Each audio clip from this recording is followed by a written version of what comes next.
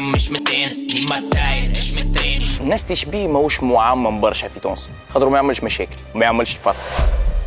لما نقول انك حبيت، تزوجت، طلقت، الحب وفيه، اما الحب عمره لا يوفى كومبليتمون. اللي يخرج من حياتك هل ينجم يلقى شباك يدخل منه من جديد؟ لا، دخولوا للحمام مش زي خروجه، اللي يخرج بمحض ارادته يخرج ما يرجعش. هل سلاح مصباح مؤذي؟ اللي يقول فيه سلاح مصباح 10% من اللي نقولوا فيه احنا في التراكن. ذات مرة وزير الثقافة في تونس جاء باش يوسمني، قل لي الله غالب صدرك يستحق أكثر من هكا، أما الله غالب يا سلاح. قلت له هذه بضاعتكم ردت إليكم، سلاح مصباح ما يتوسمش بالسرقة ولا بالصنف اللي اعطيتوه، ويكفيكم فخر أني غنيت يا تونس الخضراء. مسواعد سور يا تونس، يا تونس الخضراء.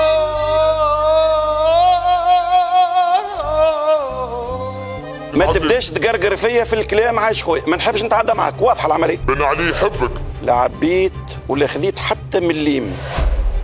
الاسمر محسن كوكا وحشيشه تتهمهم، انا نجم نفهمها انها اتهام لهم بانهم يتعاطوا في الكوكا والحشيشه. هو بوي عديتنا الغادي كان عندي مشكله مع حد في الدنيا نمشي له مهما كان، تفهم فيا ولا ايه؟ تسميه في غنايه؟ نسميه في غنايه ونمشي له، كان عندي مشكله معاه ونعمل كلاش ونحطم له كارير وزاد باش نكونوا واضحين ونمشي معاك اكثر. اي ريم بن مسعود هي بالحق عندها وقت برشا وقت باش نجم تقرا السيناريو يعطيها الصحه. ريم غابت برشا على التيلي. ريم بن مسعود تقول لك ما عندكش اخلاقيات المهنه نجله بن عبد الله. يمكن ما عنديش على الاقل. التصريح اللي عملته على معز التومي لانه معز التومي كان موجود بحذايا. يا ولدي انا نقرا المام فلوطي ما نقراش المعز التومي. في بالك اللي انا خرجت اطباء نفسانيين اكثر من كليه الطب التونسيه، نهار كل هزوه لطبيب نفساني، شوفوه مريض، شوفوه بدأت سمعتوا وش قال. هذا هذا يتحدث على سيدو سلاح مصباح. سيدي ربي سيدو هذا اللي ما جا شيء ثلب هذا يا ولدي عديلي ما نجمش يا ولدي عنده المحاكم من باب بنات حتى البنكرتات.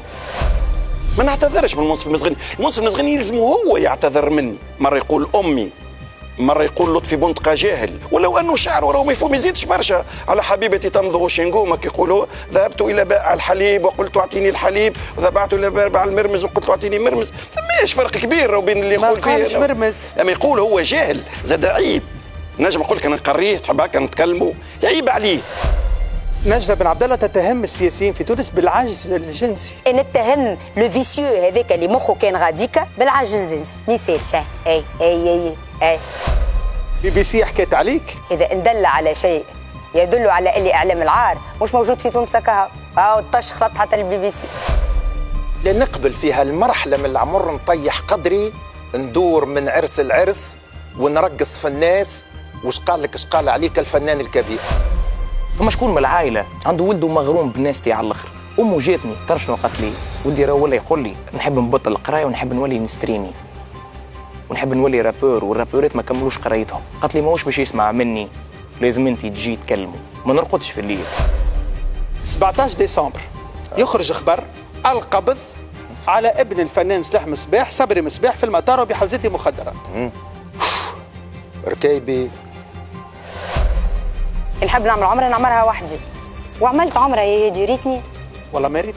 في بالك اللي انا عملت عمره؟ هاو في بالي. إيه أنا بيان سور كي تقول لي جهز 32 دينار، عيب. احترموا الناس على مسيرتهم، على ما تحكي لي حتى حكايه. وين ماشي؟ رجنوريك سيد علي يرحمه كيفاش كان يدخل.